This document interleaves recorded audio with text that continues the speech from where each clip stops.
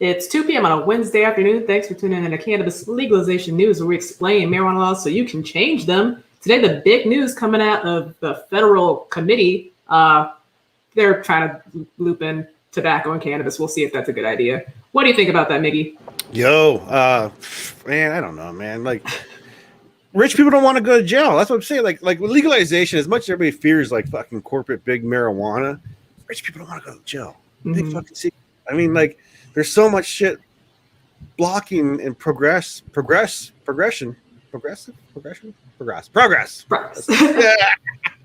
you know what I'm saying? Like the fucking whole Mitch McConnell. I mean, we're a day after 6 months of the insurrection attempt that happened. You know what I mean? Like, we got just a lot of shit we got to sort out, and I really do hope we can. What's in the box? What's in the box? Did you tell everybody what's going on? Welcome to Cannabis Legalization News. We do this live, and like and subscribe.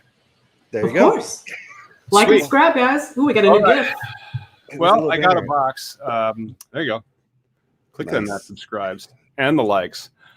What's in the box? It is from let's play that, because we do have another unboxing on Sunday. We're going to do a hilarious unboxing shot from my my Dunlap estate, as opposed to this office. This is from the sponsor? No. This is for the rig. This is for the home grow. Oh, okay. This is Web Hydroponics. What do you think it is? With a name like Web Hydroponics. Is it going to be a full setup or just lights? Like, do you know? Oh, it's not going to be lights. This is something for the media, you know. Oh, I see. Like a grow type thing to come out of.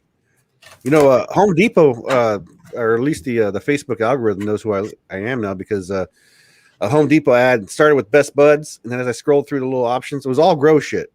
I'm like, creepy, scary. What do you got? It's basically an auto pot, and so it's an auto pot. I have that, so I get to set this up, and then I can have my plants watered auto-magically. Nice. It's a 4-pot, and then I already have the reverse osmosis system in there. I got to go to I don't go to Home Depot, because that's owned by people whose agenda I don't agree with. I go to Lowe's, and so I'm going to go there and get something to set the 5x5 tent on. We have some partners that we have for lights, and somebody, I can't remember their name right now, they're sending us a light for the 2x5 tent. And then I'll have 4 plants, and I'm allowed 5 plants, so I'll do 4 plants in there and an auto flower in the 2x5. Are you documenting the so far what you got? Oh yeah. And then the other thing that's cool now, because we have light sponsors, and if your company wants to sponsor, I could wear a shirt for you, like I did with 420 365. That's 420 365. We're going to be doing an unboxing for their stuff on Sunday. Tune into that. I mean, let's get to some news. One of the news things is whomever wins the Name That Strain later can win that light. Oh, right on. Totally. Oh, wow. Yeah. All right. So the marijuana industry will continue to grow, Federal Economic Panel says, while recommending classification changes. Thank you, Marijuana Moment, for being there. Thank you, Marijuana Moment. And this isn't just any fly-by-night people. This is the Federal Register, the White House Office of Management and Budget, a.k.a. the OMB. And they've described these policy recommendations for the 2022 updated North American Industry Classification System. One of those things, keeping people from actually having the 4-digit code for merchant services for that cannabis company. It doesn't exist. And so they're starting to move on that, which is used to categorize business and compile data on markets across the United States, Mexico, and Canada. It's not the merchant service code yet, but they are going to put that into one, which would say index it with cannabis, hemp, CBD, agriculture, and group them together with the tobacco, e-cigarettes, and smoke shops. What do you think about that? That's kind of where it's going because of the Smoke Free Act. And so if you want to have a consumption lounge, hit me up at Cannabis Industry Lawyer on Instagram and ask me about that. We do have a package on that. So the consumption lounges very often get to operate because they have an exception to the Smoke Free America Act. And if that's where the exception is, it makes a lot of sense to put these cannabis companies also in that same style of regulation so you can get that exemption for cannabis smoke as well. Yeah, but it just seems like, because we're looking for something, like you said, a little NEC code, a little 4-digit code, some little check like cannabis. But it's not tobacco. It's not alcohol. It's it shouldn't be treated the same. It's not a toxin. Yes, but then it's regulated in the same way. And so just because you understand the cannabis plant better than like 90% or 95% of the population in the country doesn't mean that they care. Yeah, well, yeah. Rulemaking, yay. Right. But the suggestions include a proposal to move cannabis retailers out of a miscellaneous category and index them separately under a new category and group them with tobacco, e-cigarettes, and smoking shops. So there is a check somewhere? Is it miscellaneous? That's a thing? Like you can just say miscellaneous and this is my purchase? That is a different 4-digit code. This is a 5-digit. Is it 5? It's 6 digits. So the NAICS codes are 6-digit, and that's for like government data. For when they say, well, how big's our economy? Well, when you're filling out all these surveys or you're trying to classify all these companies, right now all the cannabis is under miscellaneous. And so they break that out under its own code. And if you like this sexy talk, keep on coming back to cannabis. Oh, that's right. Watching history happen sometimes is boring as sin. That is the NICS category code 4539998, and there it is. Marijuana stores, medical or rec. Miscellaneous store retailers. So I mean, there's an option then that they have a thing to check off, but still ambiguous. Yeah, that's crazy, dude. Like I'm just glad that they're finally recognizing reality. At least America is starting to come to grips with reality. But you know who's not? The Olympics. The Olympics aren't coming to grips with reality. Well, I mean, we see America, but Team America is still not. Because how do you have the fastest woman, but yet you don't pick her because her probation ends right before the 4x relay. I think like a week before. But the fastest woman. What up, Chad? She's not in the relay. They kicked her out of the relay too. She's not on the team. Well, that's what I'm saying. Like, how do you not like? I mean, if you're picking a team, like a football team, you want the biggest guys in front, the fastest guys in the back, and that's a team. But like, how do you not pick the fastest woman? Prejudice much? In politics. Maybe she failed a marijuana test, and then somebody else is like, "That's gonna be my Olympics now. Get rid of her." Seriously though, like. I saw a meme the other day said, how do we have skateboarding Olympics but not cannabis be legal? Like this is, because like you tell me those skateboarders and snowboarders aren't getting tested. Come on, oh please! If you work in tech, half of tech works, does drugs. Like the people wouldn't have jobs. Yeah, the world's this big hypocrisy, right? Like first off, drug testing. Like what does that prove? Like we got you inhibiting yourself. Second, handling stress and using it to escape reality. Had she reached for the bottle and gotten drunk on vodka, they wouldn't have tested her for it. She would have been fine. That's unfortunate, right? Like that would have definitely been a detriment to her health. Like that's not, healthy. I'm not a very good runner. Like when I was in the military, dude, guys would run around me smoking cigarettes and with a hangover the next day, and I'm an asthmatic, just go, come on, I just got to get through this mile and a half. Whereas if she can do bong rips right before a fucking race, go on it, girl. Thank you, DC. Shout out to him. Shout out to DC Robinson. But yeah, man, it's Biden, though. The Biden administration has given some tacit support, I guess, because President Joe Biden suggested on Saturday that rules banning Olympic athletes from competition for marijuana could potentially change. That kind of shows you that he's kind of swaying his opinion on the whole topic, right? Like it's kind of not really. When asked about the suspension of the runner, Sha'Carri Richardson, he said, the rules are rules, and everybody knows what the rules were going in. Whether they should remain the rules is a different issue, but the rules are the rules. You know what, though? I hate that freaking argument from cannabis consumers. Like when we talk about this and everybody's like, well, she should expect that. She's a high tier. No, she's a freaking human being that's like lives on the earth and needs to it's a wellness issue. Period. This is where the prohibitionists get you. This is where the mind bullshit control. Like, if you have one topic like I have, which is cannabis ending prohibition, right? Like, nothing else matters. Everything else is in the wrong. People getting violated is in the wrong. Like, she should be entitled to. Like people bitching about like border issues. Well, you should have came here illegally. Like, again, you're smoking something federally illegal. Does that tell you like every law out there is good? Like, is it right? Is it? There were separate drinking fountains at one freaking time. Yeah, that was legal. Yeah, those rules were rules then, bro. Seriously though, this is why we have to keep on pushing. And again, we'll be here for a while until people aren't. I wonder if behind she bars. had any knowledge about the rules, but then even then, it doesn't matter. I don't think that marijuana is a performance-enhancing drug. I think when you find out that your mom died and you just got through a pandemic and the stress and alone in a training camp, you're allowed to do whatever you want, you know. And well, you're not allowed to start like mainlining testosterone and like injecting a whole bunch of growth hormone and like doing all the steroids. Well, right, within limits. Like you're not like, woo, I'm going to the Capitol. Yeah, you're not doing this shit. Like I'm so mad about that shit still, dude. After yesterday with the 6-month mark, like we just live in this weird upside down thing, man. Like, also the White House invites comment on how drug policy creates systematic barriers for undeserved communities. That's going to be an interesting one. Brought to you by Marijuana Moment. What's that?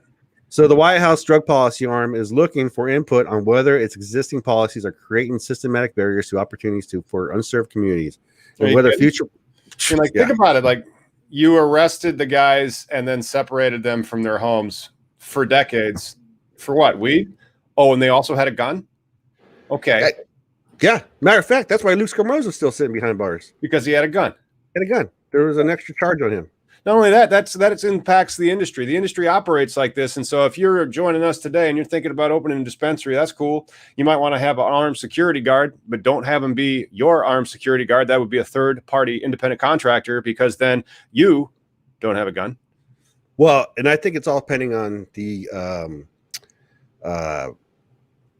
state enforced already regulation, right? So like in Oklahoma, I got the story here that we've talked about before about this gentleman who's a legacy farmer, a black gentleman. So this guy had a license, and then they changed the rules on him, and so he didn't have a legal license for a while, but he had the same business, same grow, and then someone tried to break into his establishment when he was technically illegal because of the license bullshit, and so now they're trying to get him after for an illegal grow. When they changed the rules on him when he already had a legal grow. This semantical bullshit is just killing me inside. Like, try to do the compliance on that one. It's like, well, again, like this is one of the problems though with super open markets like in Oklahoma, where there's so little regulation that the guy probably was like, I have to do that every year. It's like, yes, you have to renew your license every year.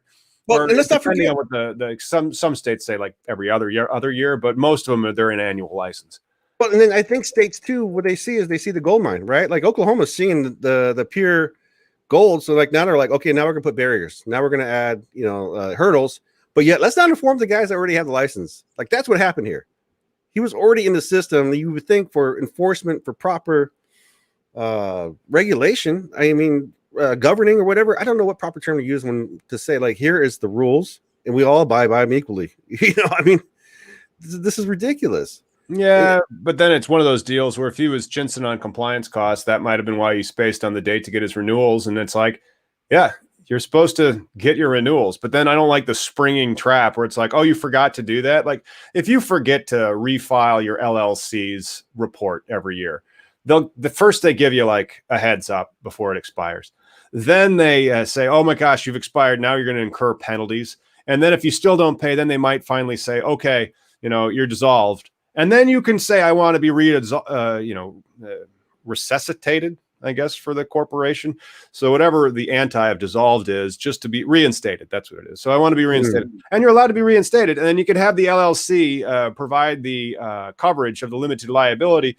Why can't you do that with cannabis licenses? Why suddenly, if you forget to renew your license on an annualized basis because, you forgot to put that on the calendar, there's not a system in place. So it's just suddenly like, oh, and then you were guilty of all these crimes. Right. Yeah. Paperwork should not be the fucking barrier that puts you behind bars for just semantical stuff. I mean, this is ridiculous. But again, back to the barriers, right? Like, so, because that's obviously when the Office of National Drug Control Policy announced the 3-day public comment period in a notice published in the Federal Registration on Wednesday.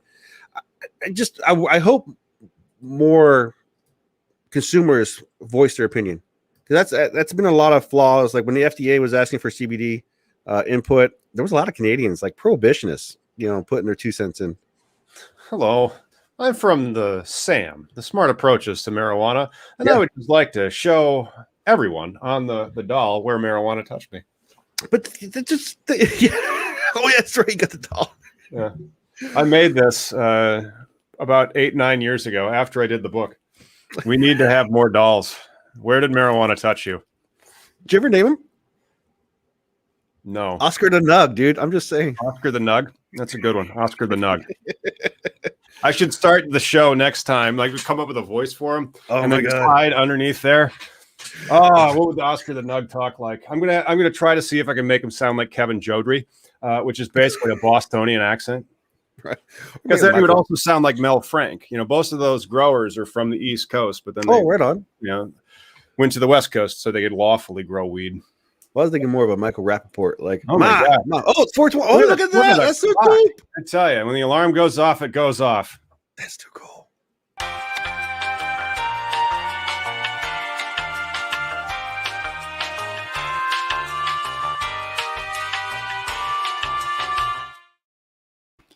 Shout out to 2365. Yep, we'll be doing an unboxing. One of the most hilarious unboxings that you guys have probably ever seen. Tune in on Sunday's show for that one. What else is in the news, bro? So we got the this is good. All right. How do you say this, Detroit? The Ypsilanti Township woman, 79, could face Ypsilanti. Why is there a Y there? Why is there a Y? Indians. See, man, could face jail for defying local marijuana regulations. The Detroit Free Press. Thank you. 79-year-old woman. First off, 79-year-old woman township could face jail time for defying a local ordinance that prohibited her from growing marijuana in her home. 79, dude. Like, why is this even like an argument? Like, because somebody complained about odor, you know? Ypsilanti. Yo, first off, I like to blame allergies. Ypsilanti. I got no ips possibilities right here. Like, it's all. Yeah. Are you allergic to Seattle again? I'm allergic to the outside, brother. It's all trying to kill me. You guys are also going to want to smash and likes on a few of our videos, so it comes up next Sunday. Miggy and I will be doing the show together live in Josh's studio in Seattle. It's gonna be a fun week too, man. When you're out here in Seattle, I got an extraction place I'm talking to that they're gonna let us, hang out for a little bit, and then there's a dispensary that's opened up here. I'm pretty sure we can get into. It's all about helping new people, because it's like, if they have the license over in Seattle or the Washington State I-502 license in rubric, that's awesome. But I want them to kind of share their knowledge. Like, what did they wish they would have known when they opened up their processing facility or their grow facility or even their dispensary? I think they could really share some insight to the audience, Sure. I mean, there's a lot of hurdles that, but then again, each state is in its weird, what's that bullshit, Petri experiment in democracy shit. Like each one has its own different rules. And I think, being us, one of the first ones, no, not yet. Wait, let's confirm that. Hey, Google, what schedule is marijuana? On the website drugs.com, they say, note, tetrahydrocannabinol is still considered a Schedule I drug by the DEA, even though some U.S. states have legalized marijuana for personal, recreational use or for medical use. To find out more, look for the link in your Google Home or Google Assistant app. That's hysterical. But yeah, it's unfortunate when tech can tell you you're still fucked. But, just like this woman, the 79-year-old woman, she's in a legal state, but she's fighting medical, for her right to grow medicine for her kid, and her grandkid. And they're calling it a business, but it doesn't sound like much of a business when it's like you're mostly growing for your family, like 12 plants. It's not a. Yeah. The township judge asked the grandma to declare Pontus's home public a nuisance in order to get rid of all but 12 of her plants, which she is allowed for recreational use. She may have been a caretaker, and so Michigan is going to flood the Midwest with quality cannabis, even more so than it's already doing in the illicit market, when it does finally get reclassified or rescheduled to the appropriate class to allow for interstate commerce. And it's really, really just terrible that she is now facing fines of up to $7,500 or up to $93 in jail. Barton Morris from the Cannabis Law Group, shout out to them, as representing her. And again, the Cannabis Law Group was more criminal based. If you want corporate based, then you should really be reaching out to John Makowicz or Scott Roberts. Right on. Yeah, and this is going to be an ongoing, like, something I see when recreational happens. Then the police really do get involved. Like, that's what happened out here with I-502, and that's why I disliked it, because it seemed to me that it gave a lot of authority to the police. And I was like, why are we enabling cops for something that, you know, like, there's always got to be a bad, right? There's always got to be a reason of punishment.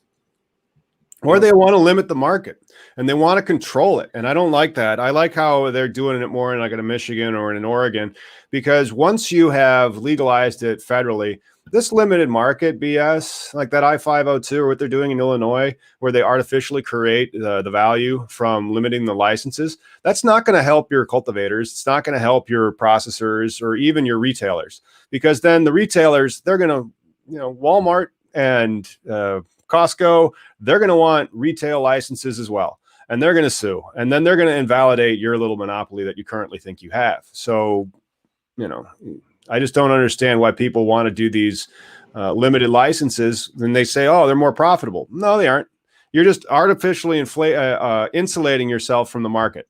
And so because you're artificially insulating yourself from the market, you're not ready for Oklahoma or Michigan or Oregon when they hit. No, limited inhibits not just the company and the flower of your company, but also for the consumers, because you're not getting the input from people going, some fireweed. Or, no, instead, it's always McDonald's. It's all McDonald's, which is unfortunate because, you know, everybody likes a good, in your case, a good salad. You know? Hey, I enjoy the Beyond Burgers. I did not enjoy the Impossible Burgers. They gave me gas. And then I still, in theory, would eat a cow burger, but just very rarely, and the vast majority of them, no. Well, and you know, and again, everything that comes down to quality, you know, if like the human body, like I know a lot of vegetarians, vegans, you know, throughout my life, and whenever they decide to jump to the dark side, you know, their body takes a shit because of all the antibiotics and whatnot in the meat and whatnot. But if you get like a farm raised, grass fed, massaged cow, lived free range, you know, had a good life, you know, but then you want to eat the ones that are like depressed. It's like, oh, I just can't do it anymore. Yeah. Kill me. They're not the California cows. Are those like cows with sunglasses? They're all the cows in Seattle. Hang on. I'm gonna be a California cow for a bit. What's up? Hey man, California cows over here. Nothing but good grass. Nothing but the best grass, man. Oh man, what time is it? It's almost the way name that strain. Well, let's see what else. What's the next news story? Maybe we can shoehorn that one in. Here's a good one for everybody. Cannabis farms not as thirsty as previously thought. Time Boom. standard. I like it. And I also like the ability to have evolution. And like, you know, so you can innovate on the indoor grow, try to use water recapture from condensation and humidity. I'm not sure if you could do it in Arizona. It's pretty dry out there. But fortunately, James Hill is saying that in Arizona, you can grow up to 6 plants, but only possess an ounce. How does this make sense? It doesn't. Oh, wait. You grew a sea of green and you flowered immediately. Maybe then. And let's just not forget, period, the people making these rules don't know shit about the plant. It's like me making rules about women. I'm not even going to touch any topical women subject. Like I'm not an authority. Why aren't you an authority? You're a man. Shouldn't you be able to mansplain anything, man? Oh, wait. You have the ability to go like, I recognize who I am as a person and know that I don't have every perspective. I learned to shut the fuck up. But you know, this water study is huge though, because a huge argument, you know, back in California, it's always been like the outdoor grows, the illegal grows, and how they're like toxic to the world. That's a good one too. That's the next one. I was hopeful that we were still on the previous one, but it's pretty interesting. And so the Cannabis Research Center began researching water use in cannabis farms in 2017 in California. And so it'd be interesting to see which methodology that they were using, but mostly they approached the 8,000 legal cannabis farms that included indoor and outdoor growing facilities. So we really have to kind of segment them, because a lot of the country, I don't know, I mean, and I'll have Nick Easley on later to discuss this, indoor versus light depth, mixed use. And can you, with the light depth greenhouses, really have a great mixed use throughout the United States? I don't know. But then premium indoor would use water differently than the mixed use, than the outdoor grows. But still, the plants, the farming of the plant is not as hazardous to the environment as was once thought. Like, people were like, oh, cannabis is supposed to be eco-friendly and you're all supposed to be a bunch of tree-hugging hippies, but yet you encourage this economy and this industry that's destroying the environment, which apparently it's not. It's not eating up all the water supply. It's not doing all the shit that they talked about. Interesting. But let's see what the results actually were. And so they estimate that in Humboldt and Mendocino counties alone, there's about 15,000 illegal farms. So that's quite a lot. But legal outdoor production uses about the same amount as a crop like tomatoes, which makes sense, as tomatoes and cannabis are both tropical succulent. Well, I'm not sure what a succulent is, but tropical plants that, like a warmer climate and bear fruit. And cannabis farms are considerably smaller than other crops on average, because, if you grow some good stuff, you don't need too much of it. What I really want to see, though, is, what was that actually? For other crops, are you talking about the... You go ahead. I'm looking for segments into, like, well, what about outdoor? What about indoor? What about mixed light? But what is it? Yeah. Here we got the average size of a cannabis farm in Humboldt County is half an acre, whereas most other agriculture products are grown on hundreds of thousands of acres. So, first off, in a legacy area, Humboldt, your average is half an acre, opposed to what people talk about, like the dangers to the environment. Then Natalie Delap, the executive director of the Humboldt County Growers Alliance, said, added it all up, and we've estimated that a single large almond farm in the Central Valley utilizes 33 times more water than all permitted Humboldt cannabis farms combined. God damn. Another way to look at this, the thirstiness, is to consider how much output is produced by a single gallon of water. For other crops like tomatoes, lettuce, or almonds, a gallon of water produces, and that was the one you were talking about right there. So, yeah, cannabis wins again. Yeah, that's right. So next time you see some idiot prohibitionist eating almonds and saying, like, oh, you can't use weed, it's so bad for the environment, be like, really? It uses 33 times less water than that almond you're eating. What's the name of somebody who would eat almonds? I like almonds. Miggy. 33 times less water than that almond you're eating, Miggy. I just found out my son doesn't like pecans. I looked at him like, who fucking kid are you, man? Like, how do you know? Wow. Pecans are awesome. Pecan pie. Pecan sandies. Pecan ice cream. I'm just like, whose fucking kid are you? Do we have any pecan strains of weed yet? Like, is there a name that strain that we could play that's like got pecan sandies? Is the pecan sandy a strain yet? Dude, I just had some malted ice cream this stream. It was delicious. I'm just going random now. Hey, let's name that strain. Oh, what's this? Oh, there we go. Okay. Oh, neat. Thank you so much, Lauren, for bringing us this chart, and we'll go over the chart prior to doing a name that strain. I don't think the word pecan will be appearing in the strain name, but mixed light outdoor, water use by operation type, and then you could see the fairly large pop right there. And so mixed light and then outdoor, these are both going to be leveraging the power of the sun, so you can see the usage would really be in the right now, which is interesting. Maybe this is why there's so many fires on the mountain, but it's probably the almond farms that are sucking 33 times the water. But look at it. This is an outdoor grow, the water use, right? Like, it was germinated in March, planted in April. Yeah, but then a mixed light is more along the lines of an indoor. So if you were going to throw the indoor up there, it would be different, because you'd have 5 harvests or so, like, spread out. So you'd have like more spiky type of aspect, because I mean, if you're in a perpetual flower machine, you're just always in flower. So then, depending on how many rooms you have out, I guess your water usage may kind of go like that. But the mixed light was already higher than the outdoor, and so then the indoor, it'd be interesting to see how high that one gets. Well, it seemed like they followed each other pretty nicely. I think it shows the peak too, also the consumption of the plant itself, when it gets more thirsty. Because I mean, this is the reason why Croptober is a thing. For Croptober, I'm going to Humboldt. That's one of the reasons why I have this luxurious hair. People are going to be like, excuse me, sir. I'll be like, yes. They'll have no idea I understand spreadsheets and shit. Oh, shit. Yeah. Well, once you just mentioned yoga, they'll fucking be like, oh, shit. Watch out. Seriously? They don't do yoga in Humboldt? Man, I've been misled. Well, I mean, not the One of the reasons why I got the hotels that I'm staying at in Seattle is because it's near a yoga studio I like and a whole. No, I know. It's just teasing me. I was just saying, like, a lot of the outlaws, you know what I'm saying? Like, that mentality of, like, the old school growers. A lot of them don't do shit. Well, except for grow some weed.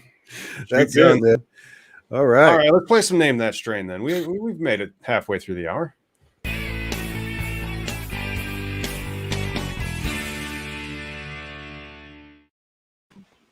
Fuck, allergy is killing me. Ooh, oh my God. It's a dark green forest. Beautiful dark orange bracts.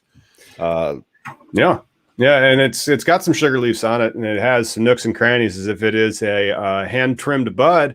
It's got a lot of space. It's not larf, but like it's space. It doesn't look like it's overly compressed. Now those compressions could be from improperly drying or curing it or packing it too densely, or the bud structure in and of itself. So maybe a nugget name that doesn't have such a history for a very dense nugget structure. Yeah, this is a newer strain for sure. Something that's been cultivated for, I would say, recent demands. Oh, yes, that would actually, there is something special about this strain, which does kind of help explain reasons of why it would look more like this, where it is a darker green as opposed to a really frosty super silver haze-esque trichrome THCA expression crystalline structure. Any more than that, I think we would just give it away. Well, I think if I was a serious pain, this is something I would be taking with me. Like, I would definitely... Yeah, this is one of the strains that is great to take, very medicinal. Zizzo, if you want a light. Are you in the States? Yeah. Oh my gosh. I'm not mailing this out of country. Zizzo, I'll send you a book, DM Tom. Right. At Cannabis Industry Lawyer on IG. You win that light, dude. But yeah, that was good, dude. Harlequin is a descendant of Columbia Gold, Napali indica, and Thai and Swiss Landrace strains. Harlequin's high level of CBD makes this strain one of the most effective strains for treating pain and anxiety, as CBD can counteract THC's paranoia while amplifying its pain-killing properties. I like CBD bud. It's funny. It's not about the THC. Like, there's some pre-rolls. I'm older, and I've had some CBD infused pre-rolls out here. Of course, it's mass entourage effect, right? It's not just like goddamn Delta 8 only or whatever. I get the real deal, and I feel better physically. I feel more loose and enabled. There's something about the CBD. I want to say how it launched out there. I don't know about you, but you see a lot of sexism talked in the cannabis industry, right? It's always about the female end of sexism, right? Like with the 420 nurses and whatnot. There's the other side of sexism, though. That's more along the lines of your guys' one. They use TNA more in Washington State to sell weed than they use in Illinois. Industry shit, like events. But my point being is, I think CBD got as far as it did because of Stanley Brothers, right? Like, you got these young, good-looking white guys that are out there, and they're brothers, and that was, with Charlotte's Web and the advocacy of the CBD and how it helps with seizures. That was a catalyst, in my opinion. And as much and douchey as they can be, I would say they help propel that conversation of the CBD to the more broader public, to the daytime Good Morning America people, to the people on The View. These are the people that we're trying to reach out and change their opinions. Yeah, but even Kevin Jodrey had a really famous CBD genetic cannatonic. And so he helped spread that, and then they created these genes in the CBD to help with the medicinal quality of them, and then they would just give them away.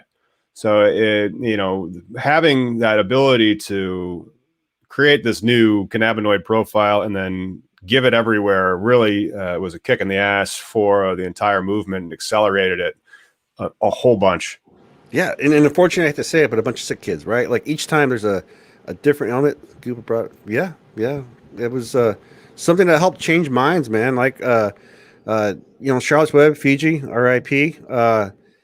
She was, but even before her, there were other kids like Cass, there's so many freaking children have been infected by the seizures. And this is why you have what was it at one time, the Green Railroad, you know, immigrants, medicine refugees. Like this is still something. So but hey, what about Apple now, man? Apple now allows marijuana business on its app store while Google maintains its ban. Whoa. Google is maintaining a ban, but Apple is going to allow it, huh? Oh, the irony of being on a Google program. Well, you know, I run the company on Google, but I really enjoy their software. They make good software. Apple makes great software and hardware. So, you know, so does Google, but it's just a sign of the times. And now is Google going to lose quality architecture and coders to Amazon and also Apple that are relaxing their cannabis policies? And Amazon. Let's not forget. I live in the world of tech out here in Seattle, right. and I just drove past the goddamn Amazon. What do you call those centers? Where they whatever? Hundreds data or processing. The processing ones, the warehouses. That's the dispensary of the future. They call that the delivery operator license. Yeah. There's two of them around and there's nothing like being stuck in a traffic jam with a bunch of Amazon fucking trucks. Like hundreds of them come out at once, and you're like, I didn't know there was this many people in Amazon. It's Amazon employs almost as many people as the cannabis industry. I would hazard that Amazon may have almost as many, maybe a bit less. I bet Amazon maybe has like 250,000 employees. But the potential now, like the fact that these large companies are realizing, like, we can't get employees if we keep banning. Holy crap! I'm wrong. No, it's more. Whoa, yeah. Like there are more people. It's like 2.5. You'd have to multiply the 330,000 people that work in cannabis by like 2.5 almost. It's 800,000 people, and that was in 2019. So goddamn, it's going to be more than 800,000 people now. Yeah, Jared, fulfillment centers. That's what that's called. Yep. Actually, there's the one from 2021. Reindex your sites, Google. Slipping since you don't allow weed. But result 2 says 1.3 million people worldwide as of February of 2021.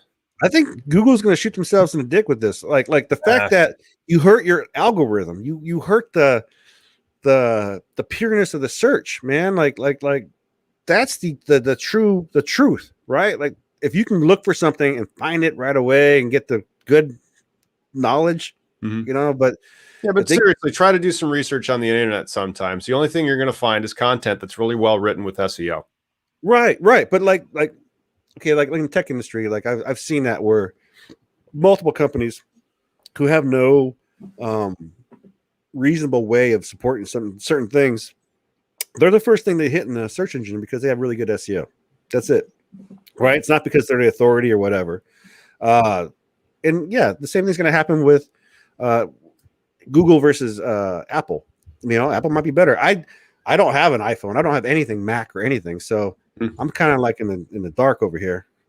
You know, just watching you guys. You should definitely do that update because Microsoft evidently had a patch. So like my Windows PC, my Windows box, I updated today. But hey, let's speaking of all these types of SEO and Google stuff, we're actually relaunching Cannabis Industry Lawyer this week. So it's going to be looking more like this. We're streamlining it so that the traffic is directed to where it needs to go more elegantly. Typically, people are looking for cannabis business plans.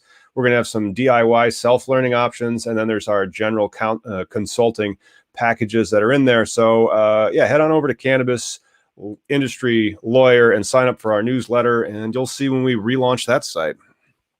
So I'm looking at the new policy, and it kind of reflects upon like the YouTube policy that changed. Apps that encourage consumption of tobacco and vape products, illegal drugs, or excessive amounts of alcohol are not permitted on the App Store. Apps that encourage minors to consume or any of these substances will be rejected, facilitating blah, blah, blah. Apps that provide services to highly regulated fields such as banking and financial service, healthcare, gambling, and cannabis use and air travel, or that require sensitive user information should be submitted by a legal entity. So, like, you know, it's very ambiguous. Kind of like when the YouTube said, look, we're not going to ban cannabis, but we're not going to encourage illegal cannabis. Like, you know, right. We get no ad rev really from our channel, despite it having like 30,000 subs. And so thank you to the members that watch the channel and our subscribers that tune in and they find that this is informative content about the cannabis industry. Stay tuned because like Diego and one of my staff attorneys has delivered so many new blog posts on that cannabis industry lawyer website. And I have to do updates on Connecticut, updates on Arizona, and then Ohio. I think there's another couple that are in there too that have slipped through.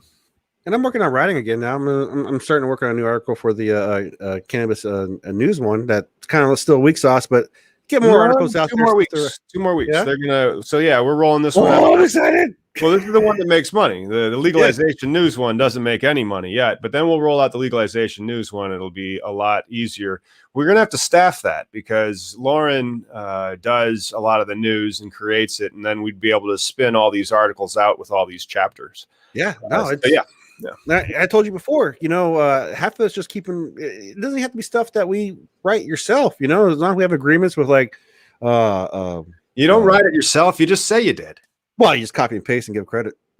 But like that's the majority. My login credentials. Yeah. When I was at the Brickweed, when we were doing that, the beginning of it, when it was good, I look at the majority articles, between me, Johnny Green, and Jay Smoker. There was a good portion that were personal writ, right? But like Johnny was a content machine because every day he was just grabbing stuff from everywhere and putting it in there because you're trying to be a source for people, a resource, like, hey, come to us. We're going to give you all the good information we can, as well as talk about culture and all the other things, but when you're only so many people, copy and paste is your friend, bro. Automation. Yeah. So some senators are blocking legal marijuana for only 328 million Americans. There's 6 senators. Can you guess which ones they are? Let's see. Oh, this is from the Fresh Toast. So Fresh Toast is reporting. Who benefits from keeping marijuana on a Schedule I drug? Who would Big Pharma want to talk to protect their interests? All right, let's check it out. Ted Cruz. Show me on the doll where they touched you. Where did cannabis touch you? Seriously, though, man. In the heart. Yeah. But I mean, like, let's go through it. So, yeah, Ted Cruz, are you shocked? I mean, Ted Cruz? Why is he blocking? Oh, right. He's Ted Cruz. No one likes Ted Cruz. Ted Cruz's wife is thrilled when he leaves. That's how much no one likes Ted Cruz, except for people in Texas. A lot of the people in Texas that vote for him freaking love that guy. They probably thought what he did. Remember, where he just like left after that hurricane? Just like I'm going, and then he blamed his daughters for it. They would have been like, dude, that was epic. But see, this is why they can only win through gerrymandering, right? Like the whole we want a fair fight, blah blah blah. There's no such thing right now. Like everything's construed in this weird, fucked up way.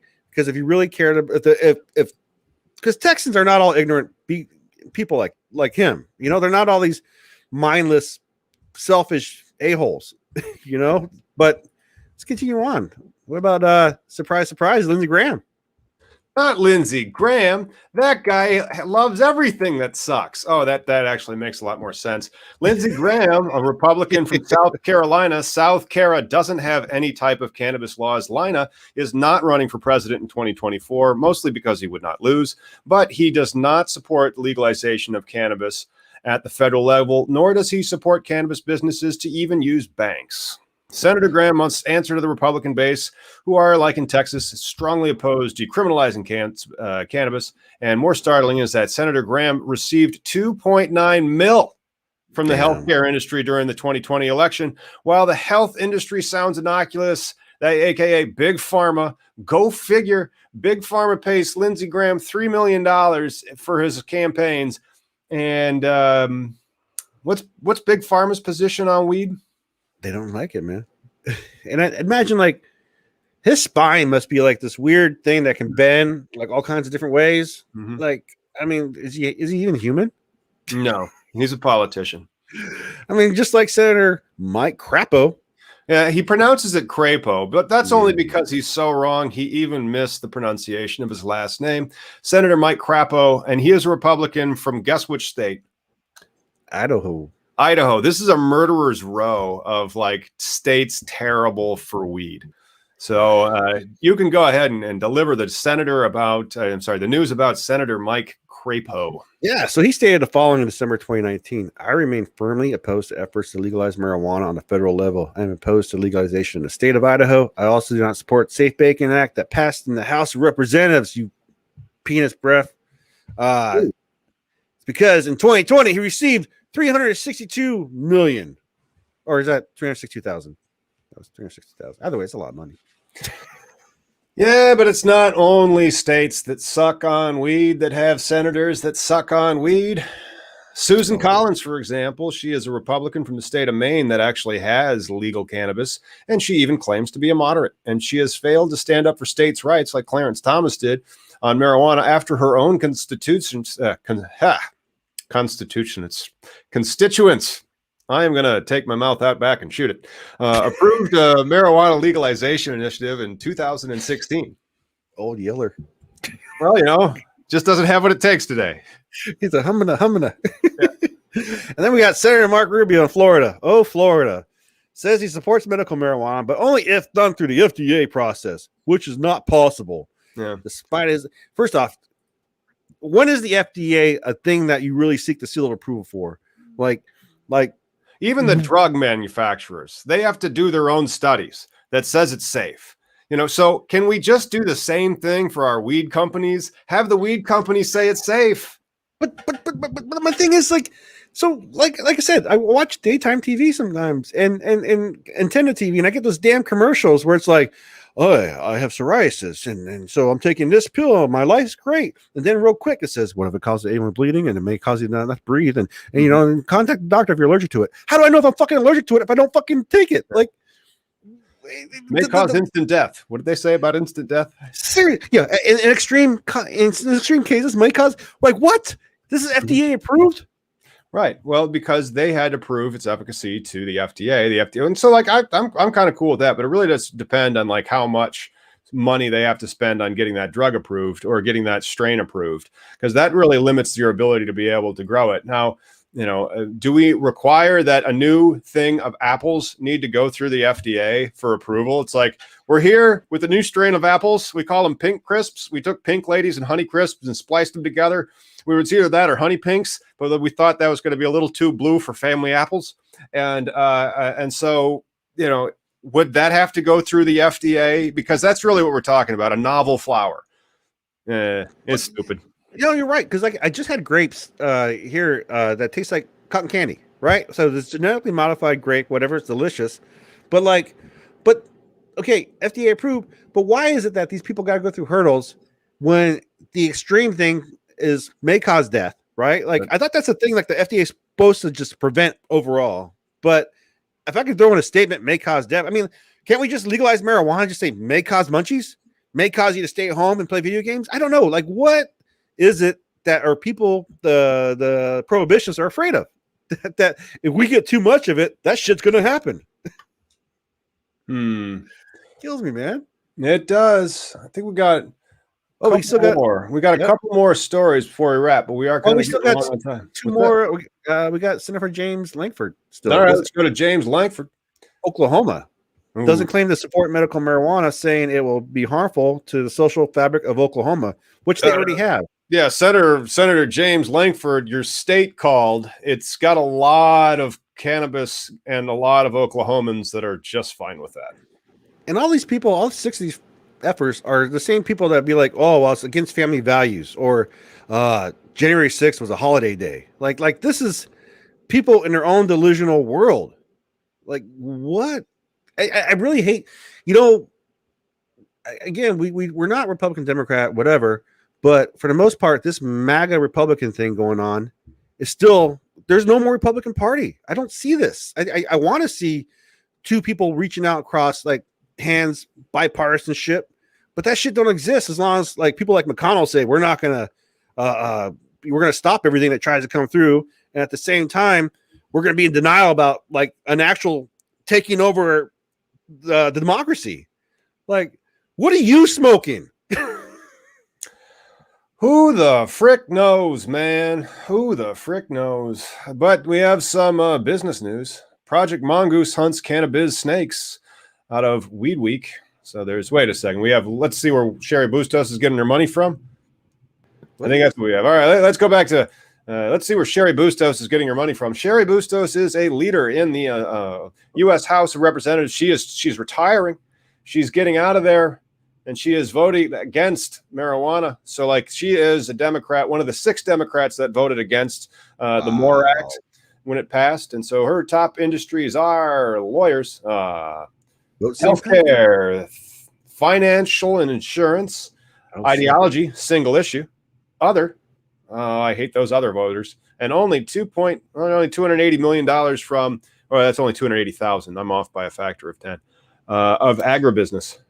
No, it's a lot of money. I mean, again, you always got to follow the money, right? And wow, and she's a Democrat too. Shit. She was. The Illinois is really good at not running its state very well, so a lot of people leave. Case in point, Sherry Bustos' seat, it looks like that one's going to be redrawn when they do the maps here soon. And Illinois will go down to not having 20 Congress people, but, like 19. Now, is that going to be another gerrymandering issue, or is that? Oh yeah. It'll be completely rigged, I'm sure. Yeah. Good times. Yay, politics. If you like more sexy politics, subscribe, and join us again. Yeah. So, what is Project Mongoose hunts cannabis snakes in Weed Week? Marine veteran Brett Puffenbarger recently posted on LinkedIn about a cannabis business executive, Chadwick MBA. MBA is a small-time entrepreneur, turn small-time VC, turn Amazon of weed CEO. With no real affinity for cannabis, he laid off half his team when COVID hit, but gave himself a raise. He has a boat, Mercedes, and several other douchey signifiers. Mm-hmm. Holy crap, dickhead. Of course, MBA doesn't exist. He's a straw man Puffenbarger dreamt up to illustrate about some of the things that he doesn't like about the states of cannabis.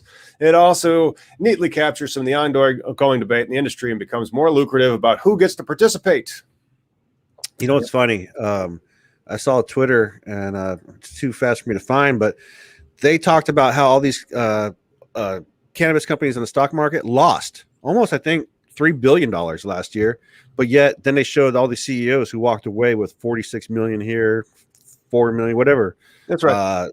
Wow. How are these places still running? Like, why are people throwing money at them like this? Rigged. They've limited the market. It's not Oklahoma. It's Illinois. They've rigged. It's Washington State. Washington State's rigged. I mean, they aren't allowing anybody to get a license. Oh, funny story there, dude. Yeah. This morning, the news story in Washington State was Washington State cannabis is booming.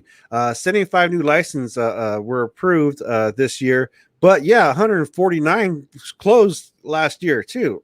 And that means 149 open licenses are out there still. So how are you going to tell me like we're booming? I know we're Washington cannabis license. Oh, we're going to family business the hell out of that cannabis license. I can't wait till we close our doors in 3 years because it's just going to be impossible to crack the market as none of the retailers are going to let us in unless we wet their beaks. Location, man. And that's who wins. Shit. But there's no retailer licenses that are available. And I'm pretty sure that I'd have to see if the Liquor Control Board is even accepting new licenses for those ones that went out of business. I'm assuming they are, but we can email them. They might be like, no. Yeah, no, and funny to lead into what I just was talking about. 10 U.S. marijuana CEOs get $1 million pay in 2020 as disclosure practices question. Like, all right, let's go down and see who are the top $10 million CEOs. Oh, number 1, Charlie Batchel from Cresco Labs with 4.47. Number 2, James Capico from Juicy with almost 4 million, 3.98 million. Nicholas Vita from Columbia Care, 3.7 million. Oh, Peter Caldini from Acreage Holdings, a mere 2.91 million.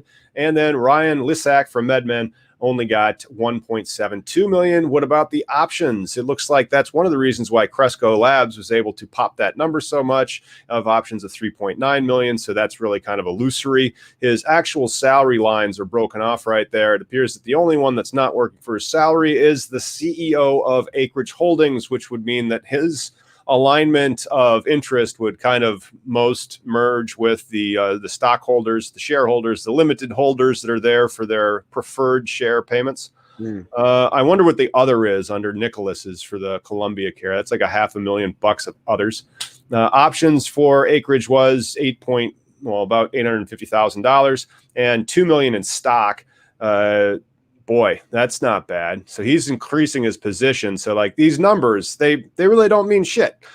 Because like acreage isn't publicly traded. It's closely held. So like that could be worth a fuck ton more than what Charlie took home, which could be worth, who's actually making the most there? Maybe the MedMen one, because like their stock sucks. So they sucked him up more in actual monies on the salary line.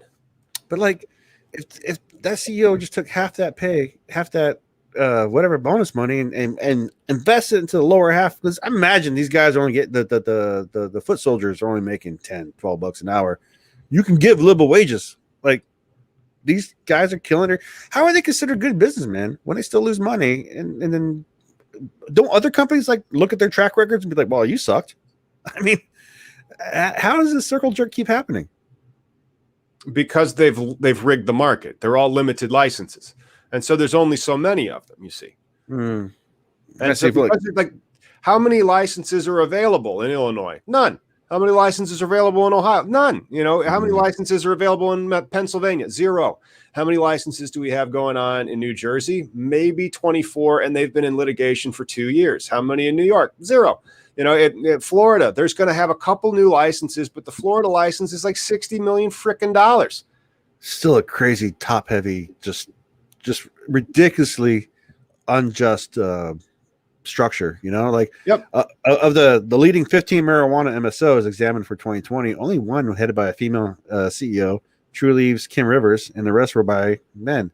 Fred Whitsley, a marijuana compensation expert and founder of the Seattle-based compensation venture group, I didn't know that, noted that he could write a lengthy piece on all the errors and incorrect disclosures in cannabis companies.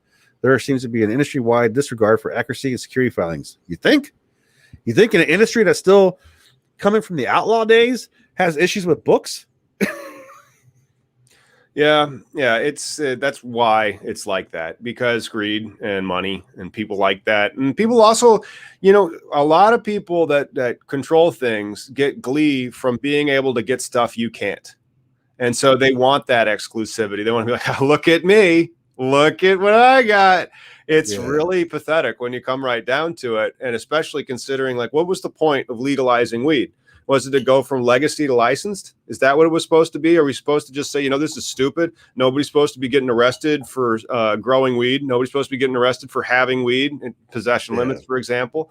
You know, I realize as soon as I'm brewing my own beer and I set up a lemonade stand, but like, you know, cross out the word lemonade, put homebrew beer. I'm going to have to start getting hit with regulations because I'm placing a food stuff into the stream of commerce and I'm doing it for money, you know? Right.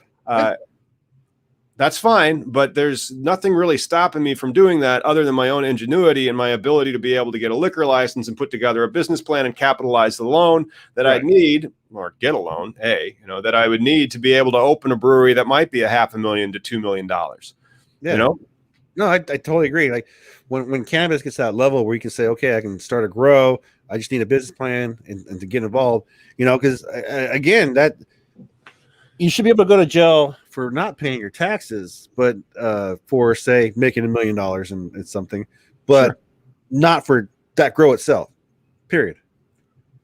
You know, Michigan, Oregon, Oklahoma, you know, there are open markets. A lot of parts in California still kind of open. You know, there's opportunity in the East Coast. There's opportunity in Illinois, but it's just that they have made it too limited, too rigged, too competitive and overregulated. So it artificially inflates the price and it artificially pads the profits. Well, there's opportunity in all of this, depending on what your niche is. But to be the grower, to be the part of the actual market, you know, it's unfortunate that we've worked so hard to legalize it in different states, but then the big creepy money can look at you and go, oh, like a vulture. I'm just waiting. I'm waiting for that time. And they're there. And they're watching. But I think once all the walls get knocked down, once the MSOs realize like, oh, we do bad business. We practice bad business. You know, that's the equity that the federal equity that they're looking for. Like, that's what you got to do.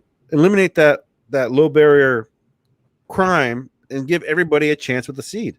Yeah, that's Michigan. It's called the unlimited 100 plant license. So it's like, why don't you have your license? Well, I didn't want to do it. See, even in Michigan, though, like with the medical versus recreational, you know, that's where we're talking about that lady from that I can't say the name of the county, Yeah, that's in Michigan, but Right. that's a different defense because she's arguing that her medical grow, and then they have an actual ordinance, which unfortunately isn't in line with their state ordinance, which is still bullshit because as a wellness thing, as a health option, it's not, they're trying to tell her you need to take this medicine, this thing that helps you, and do it somewhere else. No, they said you can go back down to your number of plants.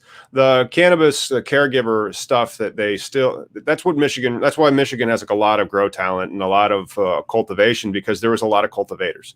And they did that caretaker style where you could get up to 72 plants, but they're kind of ending that now, and they've been ending it. And so like the fact that they would have been doing that is that they're operating under older law, and Michigan's also a dual licensing state. So the municipality has authority to create certain rules, and then you have to be licensed by both of them. But she's able to, like, if she needs more than 6 plants worth of medicine for herself, why? Well, you say why, but some really sick people, to make concentrates, that use the concentrates, it takes a lot of plant, and 6 plants. What are you saying? I'm supposed to feel good for just a week or just a month, whatever, little bit of time. That could be handled on a different basis. Then, I mean, she needs additional plants or additional caregivers, but it's just, how many plants was she busted with? Was it the 72? Yeah, I think it was 70. Like, it was an ongoing operation, but she's been having throughout the years until a recent neighbor complained about the smell. Like, what they should have done is just like, hey, invest in a charcoal system. That's right. But then she's operating it like a cottage industry.